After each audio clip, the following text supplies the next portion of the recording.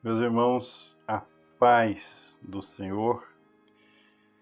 Livro de Isaías, capítulo 25, verso 6. O Senhor dos Exércitos dará neste monte a todos os povos uma festa com vinhos puros, com tutanos gordos e com vinhos bem purificados. Está aqui em cima, não é?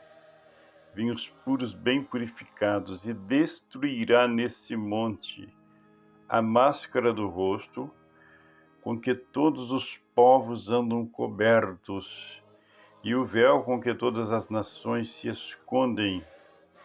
Aniquilará a morte para sempre, e assim enxugará o Senhor Jeová a lágrima de todos os rostos, e tirará o opróbrio de seu povo de toda a terra.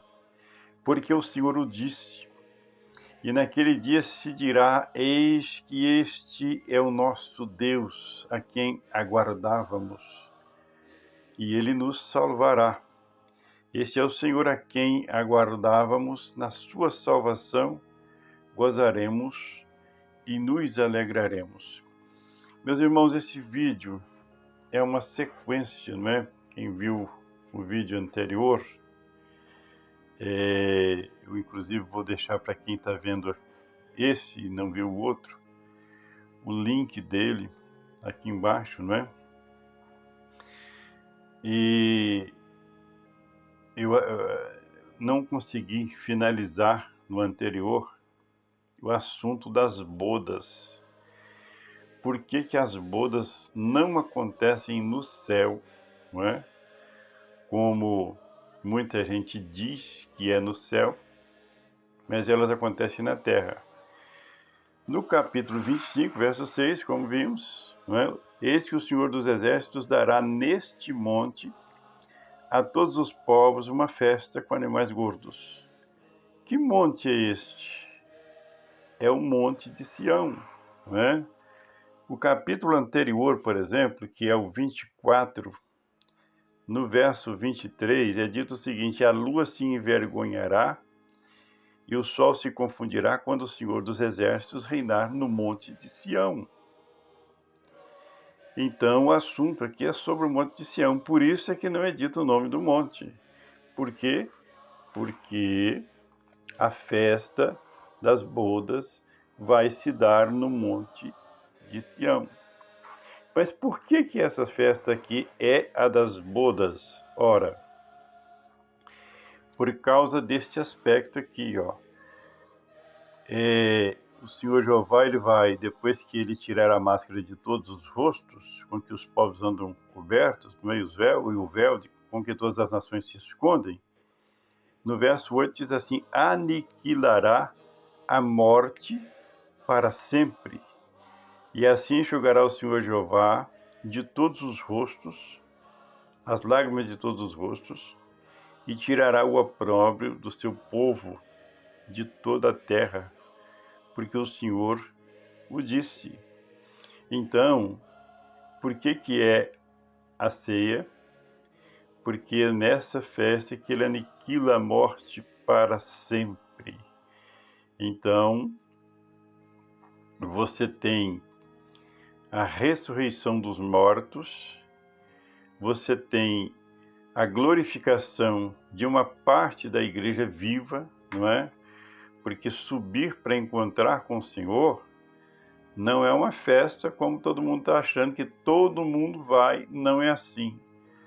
Ah, mas é pela graça, sim, mas é preciso nascer de novo. Nós já estudamos em vídeos anteriores que o reino é só para quem nasce de novo. A salvação não, a salvação é para quem crê. A palavra diz em Marcos 16:16 que aquele que crer e for batizado será salvo. Mas ela diz também em João, capítulo 3, que aquele que não nascer de novo não pode ver o reino de Deus e não pode entrar no reino de Deus. Por quê? Então a fé salva, mas a administração do reino ela é para os escolhidos, não é? Não é escolhido porque a pessoa não vai ressuscitar para a administração do reino, ou não vai estar glorificado para a administração do reino, que ele não está salvo, não. Não é isto. Então, os administradores do reino, eles são os escolhidos para aquilo. Por isso que a palavra fala assim, muitos são chamados e poucos são os escolhidos. Aí parece até antagonismo, né? Como assim? Se a fé salva, por que muitos são chamados e poucos escolhidos? Se apenas crer faz salvar. É o caso que a gente já comentou do ladrão da cruz. O ladrão, ele provavelmente não teve prazo de nascer de novo, não houve processo. Então ele foi salvo, não é? Hipoteticamente, porque a gente não pode dar segurança 100% nesses assuntos, ele não ressuscita na primeira ressurreição, que é a ressurreição dos administradores, dos que vão receber galardões para o reino, porque na primeira ressurreição a terra também vai receber uma espécie de ressurreição, ela será renovada, será restaurada, conforme a gente às vezes mostra, não por causa do assunto em si, mas por causa das pessoas que têm desconhecimento desse assunto. Atos dos Apóstolos, capítulo 3, verso 20. E envie ele a Jesus Cristo, que já dantes vos foi pregado, o qual convém que o céu contenha até os tempos da restauração de tudo, dos quais Deus falou pela boca de todos os seus santos profetas desde o princípio. Então existe um tempo de restauração de tudo, e é na ressurreição dos santos que acontece essa restauração de tudo. Lembrando que lá no céu não tem nada para restaurar. Lá está tudo perfeito. Então esse decaimento ele é na natureza humana, na origem humana, e o que vai acontecer aqui é que a terra também vai ser regenerada para o reino dos santos, o reino milenar, não é?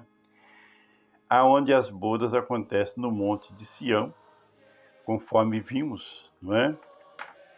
O Apocalipse capítulo 5, ou melhor, capítulo 19, verso 5. E saiu uma voz do trono que dizia: louvai o nosso Deus, vós todos os seus servos, e vós que o temeis, assim pequenos como grandes.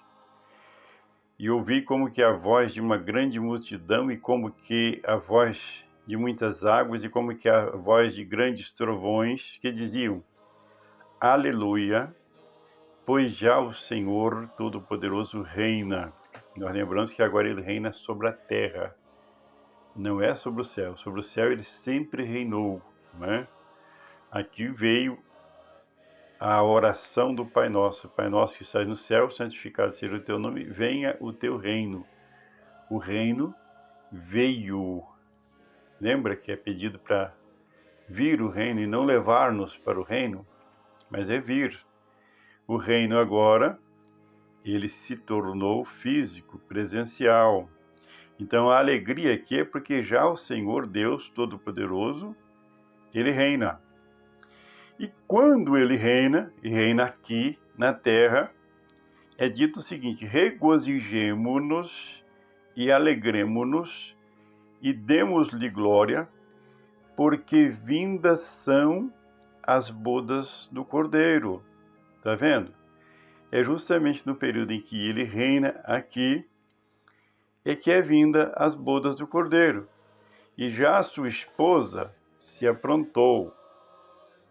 E nós dissemos que esse aprontar aqui é justamente porque a igreja morta ressuscitou e foi transformada, e os vivos que foram dignos do reino também foram transformados.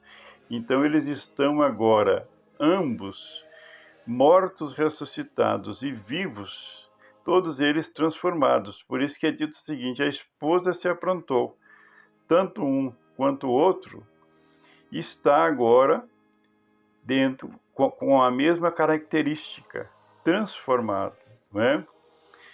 E foi-lhe dado que se vestisse de linho fino, puro e resplandecente. Por que resplandecente? Porque os corpos agora são corpos de luz, são corpos que brilham. Então é como se eles brilhassem debaixo das vestes, né? O branco apenas reflete a luz que está no interior dos corpos dos santos, que agora são os administradores do mundo. O mundo agora deixou de ser administrado pelo adversário das nossas almas, por isso que ele é injusto, por isso que ele é incompleto, por isso que ele é imperfeito, e passou a ser administrado pelo Senhor Todo-Poderoso, não é? É o que diz aqui, ó. Com grandes vozes que diziam aleluias, pois já o Senhor, Deus Todo-Poderoso, reina. Ou aqui em Apocalipse capítulo 11, verso 15, quando é tocada a sétima trombeta, não é? Ele diz o seguinte: tocou o sétimo anjo a sua trombeta e houve no céu grandes vozes que diziam: os reinos do mundo vieram a ser de nosso Senhor e de seu Cristo, e ele reinará para todo sempre. Então, meus irmãos, é algo que a igreja precisa de saber, é algo que vai contra tudo aquilo de informação que nós recebemos, né? Tem pessoas que dizem assim: olha, Sérgio, você anda tendo alguma inteligência com aquele grupo que fica batendo de porta em porta nos domingos na casa da gente, de 2 em 2? Não. Para mim, Jesus Cristo é o Senhor ontem, hoje e será eternamente. Eu creio no Deus Pai, Filho e Espírito Santo, na Santa Trindade. Apenas há coisas que às vezes as pessoas alcançam, mas porque elas em alguma parte se mostram distantes da verdade de Deus, não é? Elas se mostram hereges. Não é por causa disso que elas também não tenham alcançado nada que tenha valor, não. Então, realmente haverá um período de reinado milenar aqui.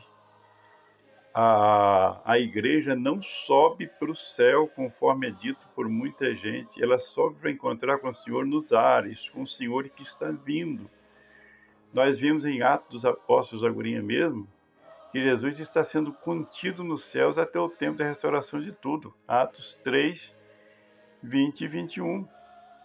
Então, se ele está sendo contido, não é? Ou seja, o anseio dele é estar aqui para poder restaurar todas as coisas, como que ele vai vir nas nuvens, pegar uma igreja, voltar com ela para o céu, passar lá 7 anos, conforme os teólogos dizem, que eles dizem isso baseado no casamento judeu, que durava 7 dias, que o casamento de Jesus vai durar 7 anos.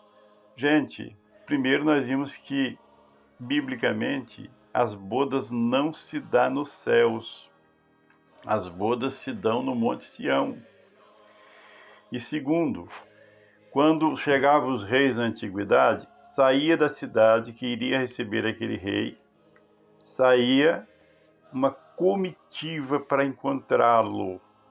Então os irmãos que forem dignos, né, vivos e mortos, que forem dignos, que nascerem de novo, porque a administração do reino é só para nascido de novo, esses irmãos vão subir para fazer aquilo que as virgens sensatas fizeram. O que elas fizeram?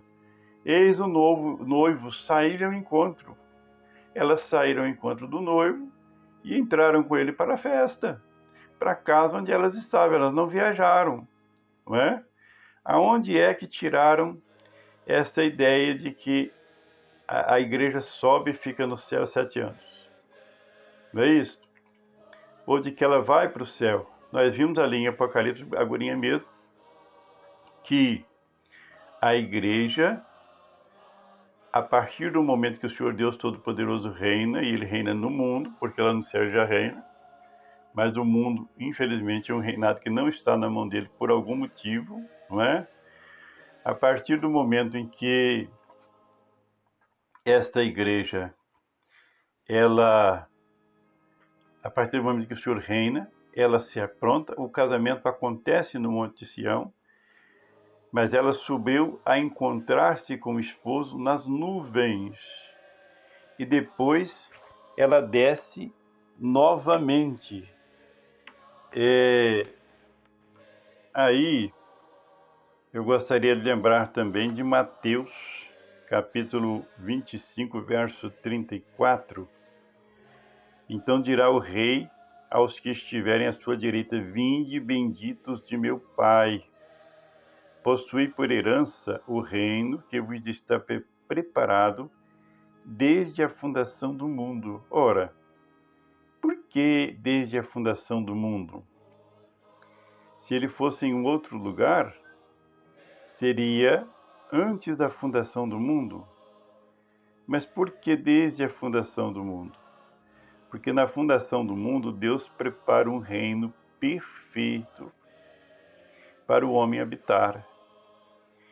Mas o pecado tira este homem deste reino perfeito. É como se Deus ocultasse esse reino perfeito e fizesse com que a terra, agora amaldiçoada, mostrasse o outro lado, outra face, de um reino imperfeito, infeliz, triste. Mas no dia do juízo, e esse juízo aqui ele se dá na terra, não é? Porque você veja que o início do texto é o seguinte: quando o Filho do Homem vier na sua glória, ou em sua glória, e todos os santos anjos com ele, então se assentará no trono da sua glória, e todas as nações serão reunidas diante dele, e apartará uns dos outros, como o pastor aparta dos bodes as ovelhas, e porá as ovelhas à sua direita, mas os bodes à esquerda. Então lá no céu não vai ser levado ninguém lá, bode, para poder ser julgado, nem para ser julgado. E dirá aos que estiverem à sua direita, lembrando que Jesus, quando vier, quando descer, haverá muita gente viva, não é? Então esse julgamento aqui ele vai se dar entre os vivos. O juízo dos santos será diferente. Será praticamente na ressurreição. Quando as pessoas ressuscitarem, eles já saberão que são santos. Os corpos estão transformados, estão glorificados. A reunião dos santos ali será para receber galardões. Mas aqui você tem um grupo à esquerda e um grupo à direita, um grupo de justo, provavelmente que não alcançou condições de estar com o Senhor na administração do reino, administrando, sendo reis e sacerdotes, não é? Porque isso é para poucos, não é para todos. Mas você tem uma grande gama de cristãos que não receberam a marca da besta, que foram vitoriosos, mas que não alcançaram também condições de reinar no milênio. Então, mas que foram justos, não é? Que amaram, que foram... Aí o Senhor diz o seguinte: vinde, benditos de meu Pai, para o reino que vos está preparado desde a fundação do mundo. Como reinantes, ora, eu não posso dar a palavra final, né? Mas lá nós já estudamos acerca disso. O reino ele vai ter os reinantes e os reinados, não é? O Senhor não vai reinar, por exemplo, sobre marcados da besta. Ele não vai reinar sobre pessoas que permanecem na sua impiedade. Então você tem aqui um grupo que vai receber a bênção de ir para o reino, entendo eu que como reinados, não é? Isso aqui é entendimento, porque eles estão à direita do Pai, Mas é maravilhoso porque você está entrando no reino de Deus, não é? Como reinado? Sim, mas o que tem isso? Nós não ansiamos por um governo justo, por um governo honesto, por um governo perfeito. Jesus vai ser esse governo perfeito e os santos com ele. Então, queira Deus que quando isso acontecer, se eu estiver vivo, que eu esteja entre esses que estão aqui à direita e que vão ser reinados provavelmente, né? Porque a classe reinante, ela não vai, acredito eu, passar, não é, por esse tipo de juízo aqui, porque ela já ressuscitou dentre os mortos e já está glorificada nesse momento aqui. Meus irmãos, o assunto é vasto, tinha ainda algumas outras coisas que eu gostaria de... Só mais um texto aqui. Disse o Senhor, Salmo 110, ao meu Senhor: assenta-te à minha mão direita, até que ponha os teus inimigos por escabelo de teus pés.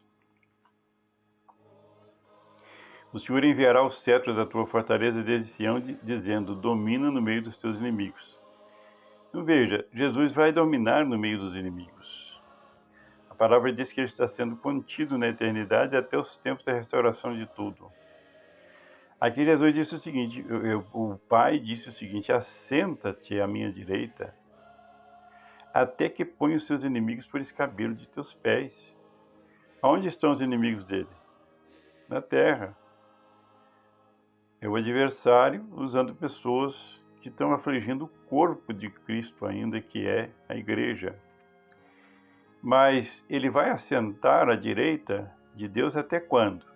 Até que os inimigos sejam postos por escabelo, ou seja, por estrado. O estrado é usado para discurso, por exemplo, não é, de reis, de pessoas importantes. Então você coloca, os inimigos vão estar debaixo ali dos pés do Senhor. Mas a palavra de Deus é o seguinte: filho, você vai assentar aqui a minha mão direita até que eu coloque os teus inimigos debaixo das tuas ordens, até que você triunfe sobre eles. Meus irmãos, o texto é grande. Eu não concordo com tal posição. Não tem problema, não é? Você pode discordar, faça seu comentário. Quem puder, se inscreva no canal, deixe o seu joinha. E Bíblia se resolve com Bíblia, não é? Então, você mostra o texto que você achou que não condiz, que não está certo, e nós vamos respeitar, vamos ouvir, vamos ler, vamos analisar, não é? Eu estou lendo pela 15ª vez e estou descobrindo coisas novas ainda, não é? Mas não é por eu ler pela 15ª vez que eu sou o dono da verdade, pelo contrário. Eu acho que quanto mais a gente lê, mais a gente teme. Por isso é que uma pessoa fechar uma situação e dizer: isso aqui é isso. Não, a Bíblia não é assim. Ela é para ser estudada. Ela não é para ser as nossas colocações, os nossos conhecimentos, as nossas opiniões, não é para ser colocado e fechado, não. Não, porque Deus revelou que é assim, que esse texto é isso. Mas quando você vai ver, o texto está contradizendo lá na frente, ele está se tornando antibíblico, porque ele está indo contra aquilo que a palavra está ensinando em outros lugares, não é? Então a Bíblia é para ser estudada e eu gosto muito de quem gosta de estudar a Bíblia. Deus nos abençoe, a paz do Senhor. Podendo, se inscreva, dê um joinha.